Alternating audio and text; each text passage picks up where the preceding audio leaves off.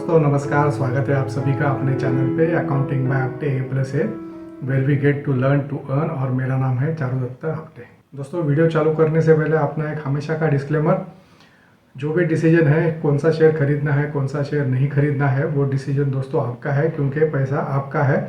मैं जो मेरे खुद के लिए एनालिसिस करता हूँ वो एनालिसिस मैं एज ए इन्फॉर्मेशन आपके सामने लेके आता हूँ। तो चलिए आज के वीडियो को दोस्तों शुरू करते हैं। दोस्तों स्टॉक मार्केट जो है वो हम सभी को मालूम है वो बहुत से फैक्टर्स के ऊपर डिपेंडेंट है, और वो जो दोस्तों बहुत से फैक्टर्स है उसमें मेरे हिसाब से 4 फैक्टर्स सबसे इम्पॉर्टेंट है। एक है सेंटिमेंट। मार्केट सेंटिमेंट अगर अच्छा रहेगा तो जो अच्छे शेयर्स है वो ज़्यादा अच्छे करेंगे, जो इतने अच्छे शेयर नहीं है वो भी अच्छे करेंगे लेकिन वो थोड़ा सा ही अच्छी करेंगे। और मार्केट सेंटीमेंट अगर खराब हो तो वाइस वर्सा। दूसरा है दोस्तों न्यूज़। न्यूज़ में क्या होता है, news can be stock specific और news can be a generic news. वो जेनरिक न्यूज़ का दोस्तों इफेक्ट जो है वो ओवरऑल स्टॉक मार्केट में होता है, और जो स्पेसिफिक न्यूज़ है उसका एक स्पेसिफिक सेक्टर और स्पेसिफिक कंपनीज के ऊपर ही उसका इफेक्ट होता है। तीसरा है दोस्तों कंपनीज का result. No doubt financial performance of any company is very important for the movement in the stock price, और स्टॉक को अच्छा करने के लिए company performance is also very important. और दोस्तों चौथा, last but not the least, और जो ट्रिगर है अपने आज के वीडियो का, आज है 1 सितंबर और अभी आनंद फानंद में दोपहर के 11:30-12 बजे मैं ये वीडियो शूट कर रहा हूँ कि जो चौथा फैक्टर है उसकी तरफ आते हैं कि जो गवर्नमेंट के पॉलिसी डिसीजंस है उसका स्टॉक मार्केट के ऊपर दोस्तों लॉन्ग टर्म बहुत गहरा और बहुत इम्पॉर्टेंट इफेक्ट होता है। तो दोस्तों कल शाम से या कल रात से एक न्यूज़ था सर्कुलेशन में कि government is thinking of 1 nation 1 election. अभी ये तो इलेक्शन के बारे में दोस्तों गवर्नमेंट का डिसीजन है, और वो न्यूज़ आज सुबह कंफर्म हो गया। रामनाथ कोविंद जी जो अपने ऑनरेबल राष्ट्रपति थे उनको अध्यक्ष बना गया है। इसका मतलब दोस्तों ये डिसीजन आगे जाके डेफिनेटली इम्प्लीमेंट होगा, और ये डिसीजन के लिए इसके ऊपर डिस्कशन करने के लिए अभी एक 10-15 दिन के अंदर दोस्तों एक स्पेशल पार्लियामेंट सेशन भी होने वाला है 5 दिन का, जिसमें ये डिसीजन के ऊपर डिस्कशन होगा। हो सकता है कि पार्शियली ये डिसीजन अभी जो 2024 का जो इलेक्शन होगा उसके साथ ये डिसीजन पार्शियली इम्प्लीमेंट भी हो, लेकिन क्या होगा वो आगे जाके ही हमको मालूम पड़ेगा जब भी पार्लियामेंट सेशन चालू होगा। अभी दोस्तों मैं तो हार्डकोर स्टॉक मार्केट का आदमी हूँ। कोई भी डिसीजन या कोई भी न्यूज़ आता है तो मैं उसको स्टॉक मार्केट से कनेक्ट करके देखता हूँ।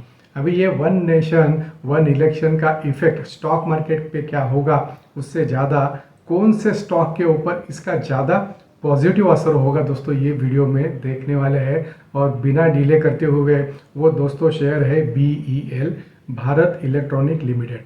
इसका सिंपल रीज़न दोस्तों मैं आपको बताता हूँ। अपने जो इलेक्शंस होते हैं वो EVM पे होते हैं। EVM का मतलब है इलेक्ट्रॉनिक वोटिंग मशीन्स।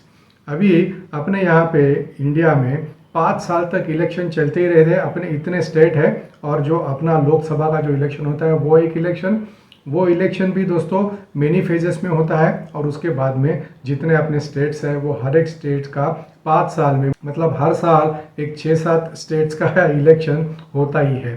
अगर ये सब दोस्तों इकट्ठा हुआ मतलब लोकसभा का इलेक्शन और जो स्टेट इलेक्शन है वो अगर एक साथ में हुआ दोस्तों, तो इसका मतलब ये है सिंपल मीनिंग कि जो EVMs है इलेक्ट्रॉनिक वोटिंग मशीन्स, उसका जो क्वांटिटी है वो क्वांटिटी दोस्तों सब्सटेंशियल बढ़ाना पड़ेगा। कितना बढ़ाना पड़ेगा दैट इज एनीबडीज गेस, बस मेरे हिसाब से 4 से 5 टाइम्स। मतलब अगर समझो 1 लाख मशीन्स है तो वो मशीन्स की संख्या दोस्तों 4 से 5 लाख तक हो सकती है। And this will be a continuous process according to me. अभी ये इलेक्ट्रॉनिक वोटिंग मशीन्स कौन बनाता है, ये 2 गवर्नमेंट के कंपनीज है। एक है उसमें से भारत इलेक्ट्रॉनिक्स लिमिटेड और दूसरा है इलेक्ट्रॉनिक्स कॉर्पोरेशन ऑफ इंडिया। अभी इलेक्ट्रॉनिक कॉर्पोरेशन ऑफ इंडिया तो लिस्टेड नहीं है, भारत इलेक्ट्रॉनिक लिमिटेड लिस्टेड है। तो हम अभी भारत इलेक्ट्रॉनिक लिमिटेड के ऊपर दोस्तों फोकस करेंगे। और ये डिसीजन जब भी इम्प्लीमेंट होगा, मतलब इसकी भनक भी थोड़ी सी मार्केट में आई कि ये डिसीजन इम्प्लीमेंट हो रहा है, डेफिनेटली दोस्तों भारत इलेक्ट्रॉनिक लिमिटेड का शेयर तेजी में आएगा। ये दोस्तों BEL का शेयर ऑलरेडी तेजी में है। शेयर में क्या क्या मूवमेंट हुआ है और कंपनी का थोड़ा KPIs भी हम लोग अभी 2 मिनट में देखेंगे। तो ये शेयर ऑलरेडी मोमेंटम में है, और ये जो न्यूज़ है ये न्यूज़ दोस्तों ये शेयर के लिए आगे जाके सबसे ज़्यादा बेनिफिशियल किसी अगर कंपनी को ये न्यूज़ की वजह से फ़ायदा हुआ तो ये BEL को होगा, बाकी कंपनीज भी होगा। वो हम वीडियो के एंड में देखेंगे कि कौन से सेक्टर को कितना फ़ायदा ये न्यूज़ के वजह से हो सकता है। तो अभी दोस्तों 12 बजे BEL का शेयर 137 रुपीज़ के आसपास ट्रेड कर रहा है और ये शेयर अभी इसके 52 वीक जो हाई है वो 52 वीक हाई के तरफ ये शेयर है। और भी कुछ चीज़ें दोस्तों इसके बारे में जानना बहुत ज़रूरी है, क्योंकि ये शेयर ऑलरेडी मूव हो चुका है बहुत ऊपर के लेवल के। क्योंकि अगर 52 वीक अगर इसका हम लोग लो देखेंगे तो 87 रुपीज़ का लो है। इसका मतलब ये शेयर में ऑलमोस्ट अभी 70 to 80% रनअप ऑलरेडी आ चुका है। 52 वीक हाई जो उसका है दोस्तों वो 137.95 रुपीज़ है। मतलब एज ऑफ नाउ का 137 का अभी 1 सितंबर 12 बजे जो ट्रेडिंग चालू है that is close to its 52 week high.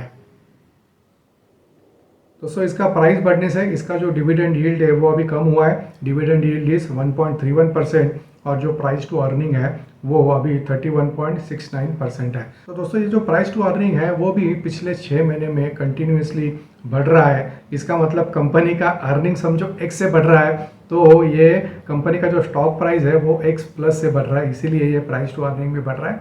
That is also one of the reason कि ये कंपनी का डिविडेंड यील्ड जो है वो अभी कम क्यों हुआ है, क्योंकि कंपनी का स्टॉक प्राइस नेचुरली बढ़ा है। लेकिन दोस्तों ये जो स्टॉक प्राइस जो बढ़ा है वो ऐसे ही नहीं बढ़ा है। भले कंपनी का प्रॉफिट इतना वो प्रोपोर्शन में नहीं बढ़ा हो, कंपनी का जो ऑर्डर बुक है दोस्तों वो कम से कम 40 से 50 हज़ार करोड़ रुपए का कंपनी का order book as of now है।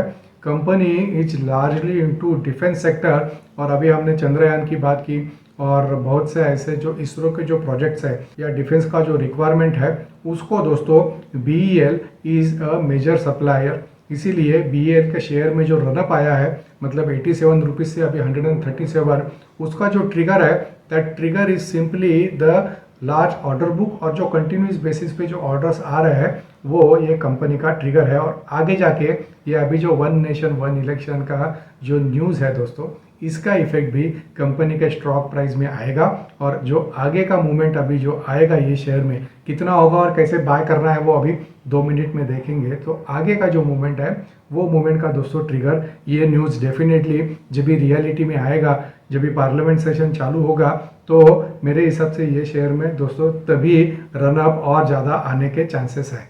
ये कंपनी का दोस्तों रेवेन्यू क्वार्टरली 4 से 5 हज़ार करोड़ रुपए के आसपास एज ऑफ नाउ है एंड प्रॉफिट भी अच्छा तगड़ा 600 से 700 करोड़ रुपए के आसपास इसका हर क्वार्टर में ऑन एन एवरेज इसका प्रॉफिट रहता है।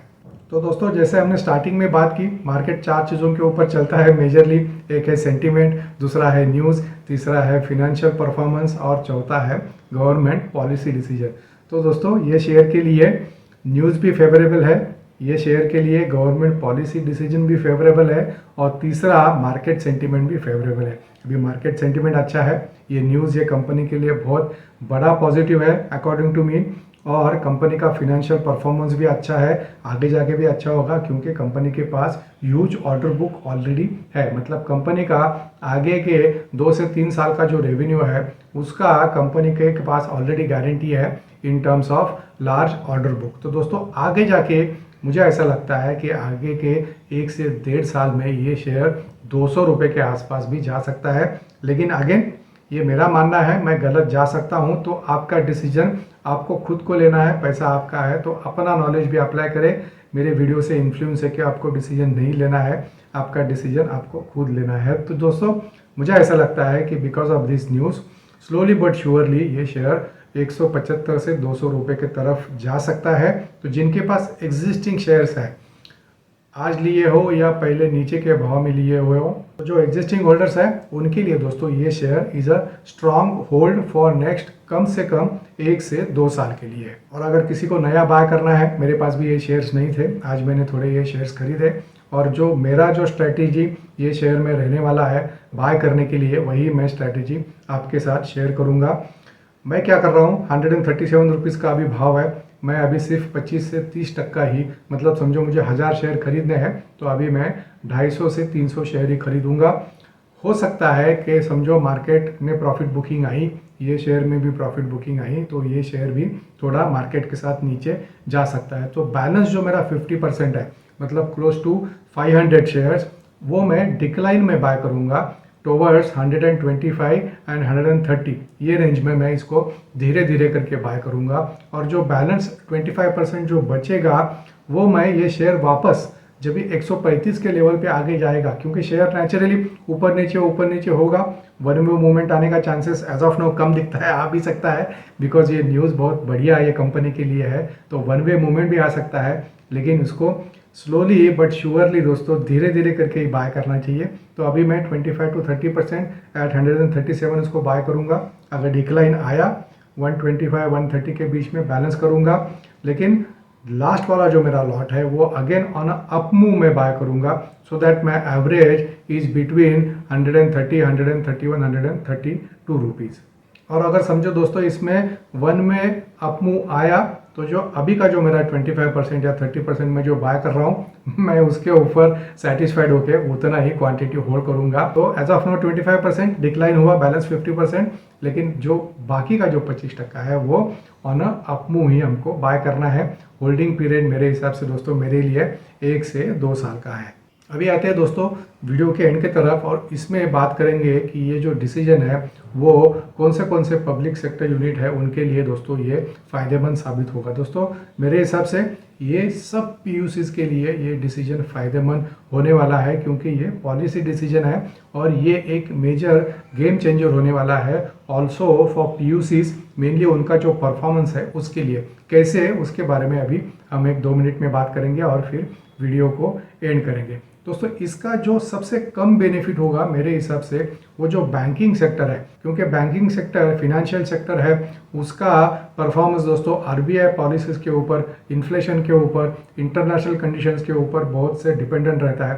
तो इसका फ़ायदा सब पीयूसीज को होगा, लेकिन सबसे कम जो फ़ायदा होगा वो मेरे हिसाब से बैंकिंग सेक्टर में होगा। लेकिन दोस्तों इसका सबसे ज़्यादा और बड़ा फ़ायदा जो होगा वो जो अपने ऑयल मार्केटिंग कंपनीज़ है, आईओसी हो, एचपीसीएल हो, बीपीसीएल हो, ओएनजीसी हो, गेल हो, ये जो सब कंपनीज है इनको सबसे ज़्यादा फ़ायदा होगा।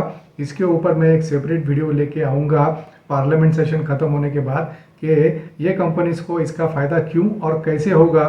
लेकिन just to give you a hint दोस्तों, वन नेशन वन इलेक्शन होने से गवर्नमेंट का जो डिसीजन मेकिंग एबिलिटी होगा, मतलब कोई चीज़ों की अगर कीमतें बढ़ानी है, कम करनी है, तो वो जो डिसीजंस है दोस्तों उसमें ज़्यादा फर्मनेस और उसमें ज़्यादा क्लैरिटी और उसमें ज़्यादा ट्रांसपेरेंसी आएगा। तो वो ट्रांसपेरेंसी दोस्तों और वो जो डिसीजन मेकिंग एबिलिटी है दोस्तों वो ये ओएमसीज को सबसे ज़्यादा बेनिफिट करेगा। तो आगे जाके दोस्तों आगे के 3 से 4 साल अगर ये डिसीजन रियलिटी में आता है वन नेशन वन इलेक्शन का, तो आगे के 3 से 4 साल जो है दोस्तों ये जो ऑयल मार्केटिंग कंपनीज है उनके लिए सबसे बढ़िया साबित होंगे। तो शॉर्ट टर्म में दोस्तों बीईएल को डेफिनेटली फ़ायदा होगा, लेकिन लॉन्ग टर्म में बीईएल को तो फ़ायदा होगा ही होगा, लेकिन ये जो ऑयल मार्केटिंग कंपनीज है उनको भी दोस्तों ये डिसीजन का फ़ायदा होगा।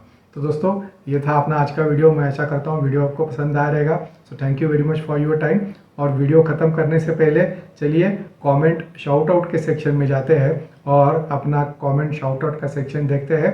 और स्टे ट्यून, अगर आपने अभी तक सब्सक्राइब नहीं किया है तो चैनल को सब्सक्राइब भी कीजिएगा, क्योंकि मैंने एक 10 दिन पहले एक वीडियो डाला था, उसमें मैंने मेरी जो ट्रेडिंग और जो मेरी इन्वेस्टमेंट स्ट्रेटजी है, मैं जो वॉल्यूम के हिसाब से जो शेयर पिक करता हूँ मेरे लिए, उसका वीडियो भी अभी 1-2 से 3 दिन में अपने चैनल पे आएगा। तो stay tune. Once again, thank you very much for your time and see you in next video.